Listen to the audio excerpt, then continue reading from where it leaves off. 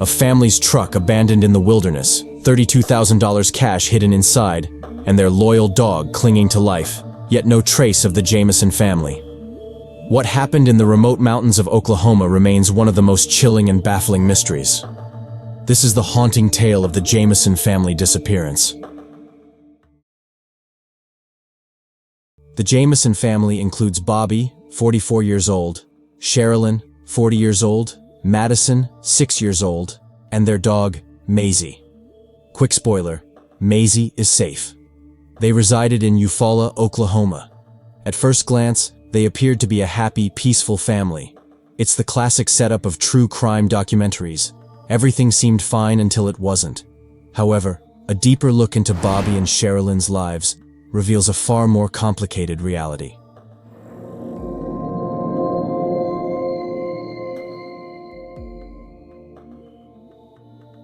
Bobby and Sherilyn first crossed paths in 2002. The following year, in August 2003, Madison was born. A year later, the couple tied the knot and settled in Eufaula, a small town with a population of fewer than 3,000 people. I couldn't pinpoint the exact date, but between 2003 and 2004, Bobby was involved in a devastating car accident, hit by 2 vehicles. It's a miracle he survived, but he was left with chronic back pain, which made walking or standing for long periods unbearable, forcing him to depend on public assistance. He also filed a lawsuit against the 3 others involved, but I couldn't uncover the outcome. To make matters worse, Bobby's relationship with his family, particularly his father, was deeply strained. Sherilyn's sole income also came from public assistance, as her mental health issues had always made stable employment impossible. She struggled with severe bipolar disorder, worsened in 2007 by a horrific tragedy. Her younger sister Maria was stung on the tongue by a bee and died from anaphylactic shock. Following this traumatic event, Sherilyn's mental health became even harder to manage, partly because she wasn't consistent with her medications. It's a common cycle. You take the meds, start feeling better, stop taking them, feel worse again, and repeat. Sherilyn also has a son, Colton, who lived with her, Bobby, and Madison until he was about 12 years old. In July 2009, he chose to move in with his father after reconnecting with him.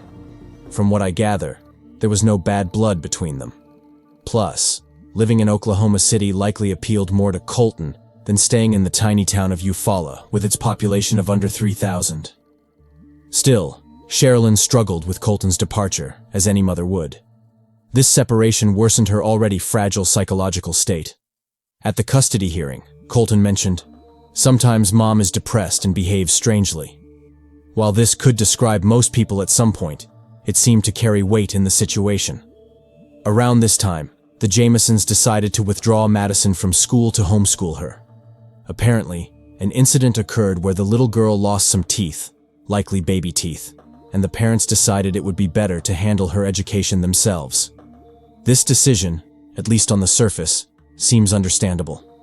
If your child gets injured at school, it's natural to overreact and want to protect them as much as possible. The couple also considered suing the school over the incident, though I couldn't find out how that turned out. Another premise I need to mention is Kenneth Bellows. He's an acquaintance of the couple who recently moved into the Jamisons' house because it's a rather large property, and due to their own problems, neither Bobby nor Sherilyn can keep up with the garden and everything else. So Kenneth becomes a kind of handyman, including room and board. But shortly after Colton's move, the relationship between Kenneth and the Jamison family takes a terrible and alarming turn. Sherilyn has Native American ancestors, and it's something she's proud of and occasionally mentions if the topic comes up. So she brings it up one day, and it turns out that Kenneth is a huge white supremacist racist, according to his own statement. So much so that one day, Kenneth overhears Sherilyn talking about her heritage and approaches her menacingly, telling her, "It would be better if you were dead," because he continues, "Those who are not white don't deserve to live." Sherilyn grabs the child, frees herself from Kenneth, quickly walks away to the bedroom, and returns with her .22 caliber pistol. She fires a shot into the ground near Kenneth's feet, as if to emphasize the message, "You are no longer welcome in my house. Please leave."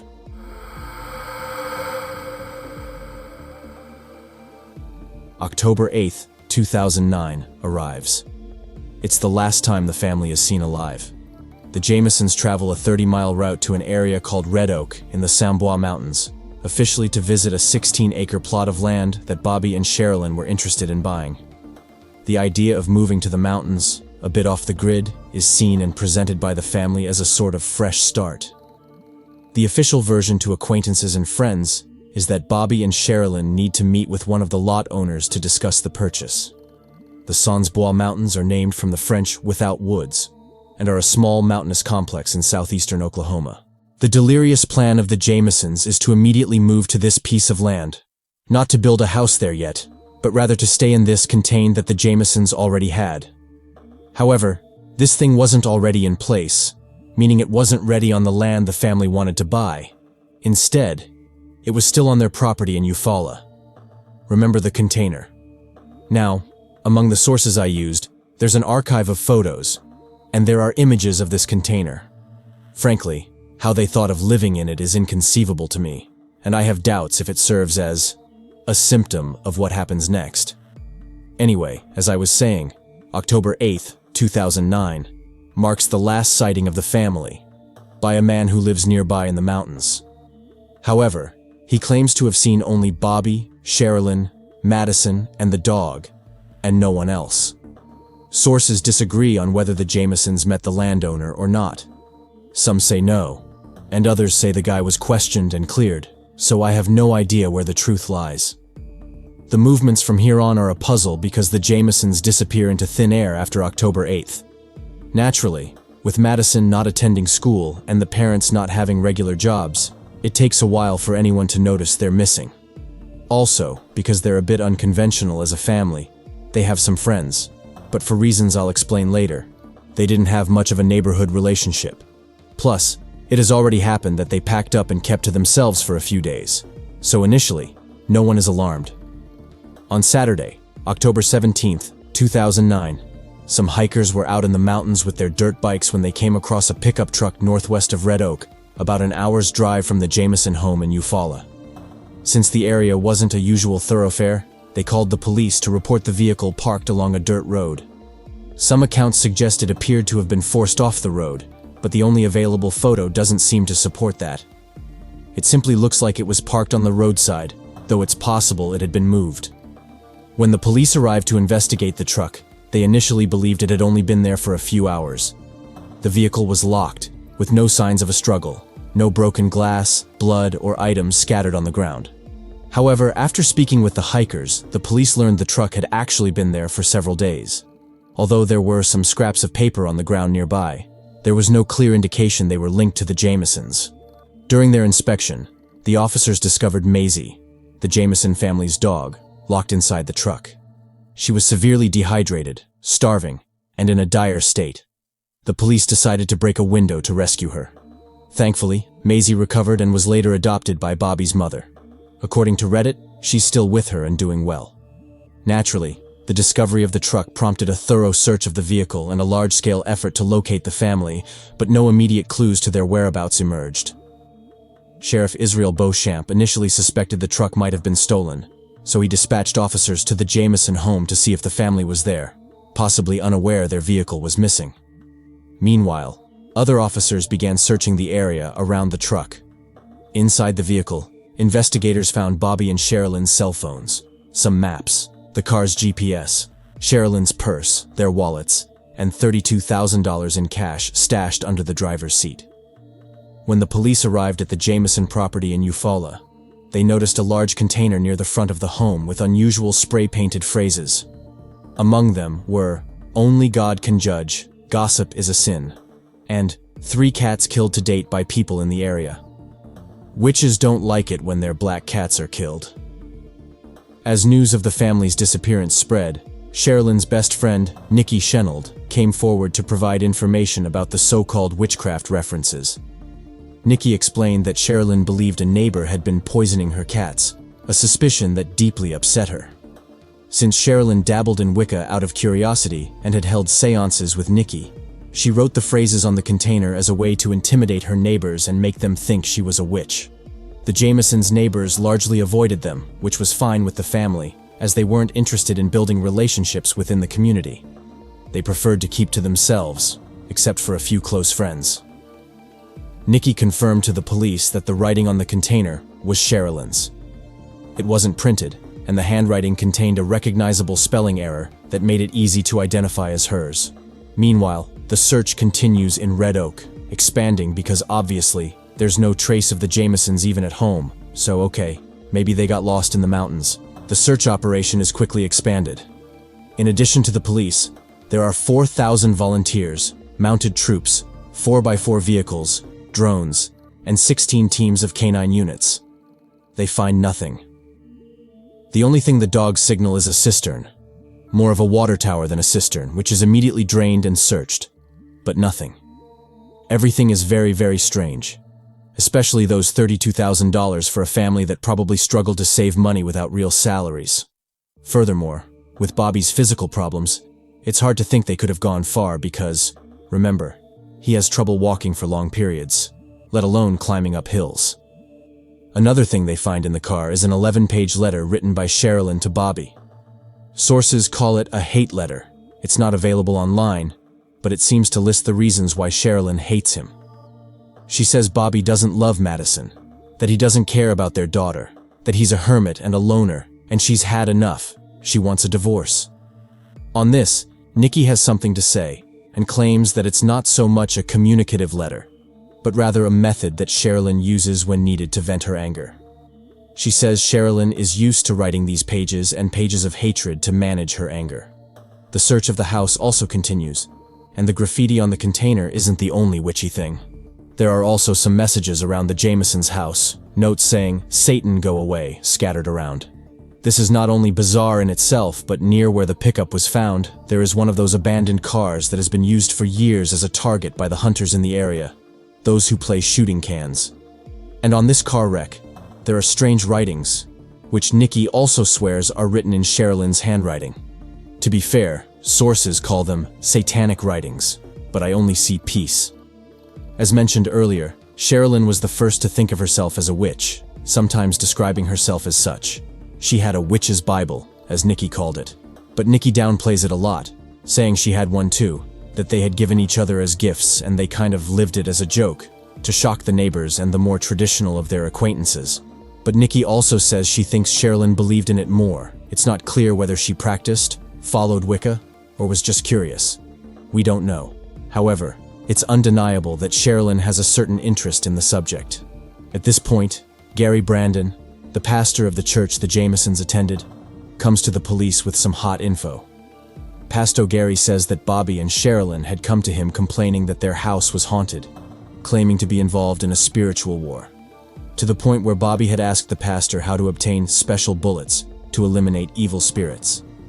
The evil spirits, according to Sherilyn in particular, were the ghosts of two children who had lived in the same house years before, and with whom Madison used to talk, like imaginary friends. But apparently, these were not just figments of a child's imagination, but actual evil spirits, named Emily and Michael. Not finding concrete help from Pastor Gary, Bobby got himself a copy of the Satanic Bible to perform an exorcism himself. That said, friends and relatives aren't exactly clear in denying that the Jamisons' house was haunted. Nikki says they often felt a heavy, depressing presence, that once they were in the living room and saw this sort of gray mist descending the stairs. And above all, Sherilyn had told her about a couple of occasions when Bobby, with expressionless black eyes, had lunged at her threateningly, when normally he was a very sweet and calm man. In the photos I have available, it seems to me that Bobby had dark eyes to begin with, but apparently, Sherilyn had described it as a sort of transformation. All this had led Sherilyn to try everything, including searches to understand if the house was built on sacred Native American grounds, ancient abandoned cemeteries, etc. So, it's still between October and November.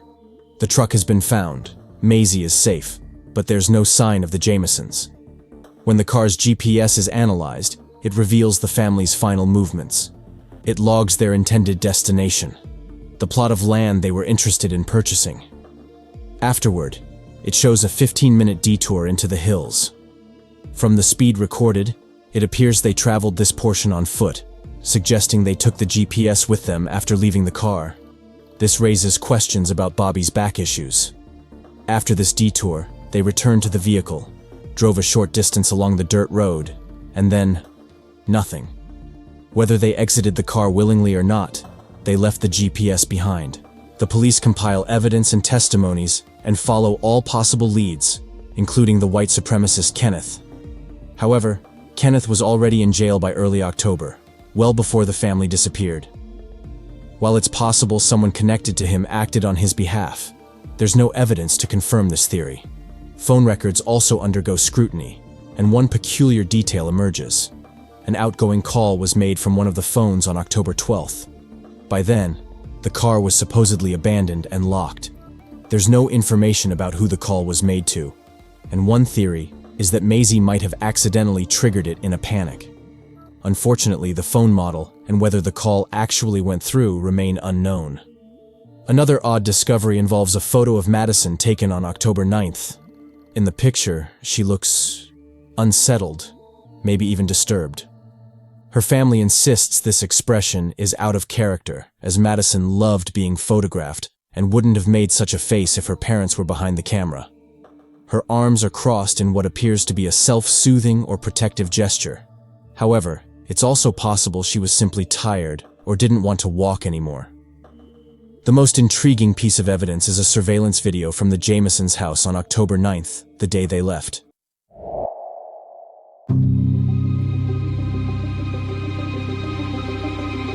The footage is peculiar. Bobby and Sherilyn are seen walking back and forth between the house and the truck over 20 times. They appear dazed, almost as if sleepwalking, and don't interact with one another. Sometimes they carry items back and forth repeatedly. Other times, their hands are empty.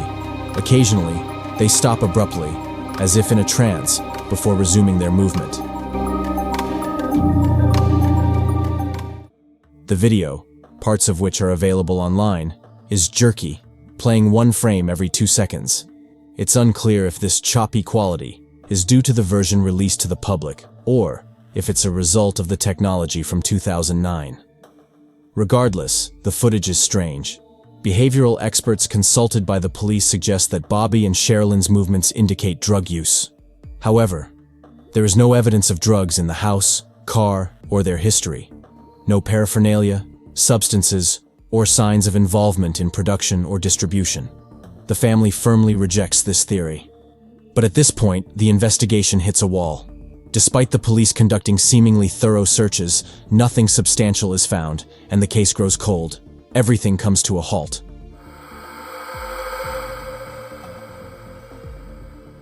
Until November 16, 2013, 4 years after the disappearance.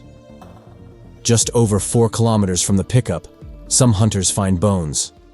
They are in a very remote area, and the ones do not form complete skeletons, but there are recognizable skulls of 2 adults and 1 child. The hunters immediately call the police, who arrive, examine, and collect the remains. All necessary analyses are carried out, and unfortunately, they confirm that they are Bobby, Sherilyn, and Madison. There are bone fragments and pieces of clothing, but the remains are so decomposed that during the autopsy, the coroner says, "I don't know." The autopsy cannot establish causes of death and ends with inconclusive. There seems to have been a hole in Bobby's skull that at first they thought was a gunshot wound, but is not the result of a bullet, but rather decomposition and animal activity. That said, if the bullet was a .22 caliber like Sherilyn's gun, it wouldn't have left marks on the bones, and once the rest of the organic material decomposed, there would be no trace. But there are no casings, nor the gun, which to this day is missing, meaning it's neither in the woods nor at home. Of course, there's no explanation as to how the extensive searches in the field at the time of their disappearance could have missed the 3 bodies because the search radius was much larger than 4 kilometers. The Statute Bureau of Investigation said, maybe there were fallen leaves on the ground that covered them. The police say they're not in the position to rule anything out, so that's it. The investigation stops here. From what I understand, the case is technically still open, but they have no physical evidence. By the way, I have to mention this. When Sheriff Israel Beauchamp retired, he was replaced by Jesse James. Note that the legendary outlaw Jesse James, famous for his proverbial aim, is said to have hidden himself precisely in Latimer County, where the Jamisons disappeared. It's here in the mountains Robbers Cave, a popular tourist destination that welcomes visitors with a sign stating, "There is no documentation or proof of any historical event occurring inside this cave." Legend also has it that Jesse James hid a massive treasure in the Oklahoma mountains, but no one has found it yet. Anyway, Sheriff Jesse James, who surely has never heard jokes about his name and career in law enforcement, confirms that all leads are still possible and nothing can be ruled out. Another noteworthy fact is that Colton, Sherilyn's eldest son, was also questioned. He said he last saw his mother 2 weeks before the disappearance and claims that Sherilyn didn't mention anything to him about the idea of moving. Let's dive into the theories.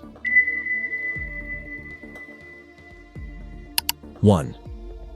They got lost in the mountains and succumbed to hypothermia.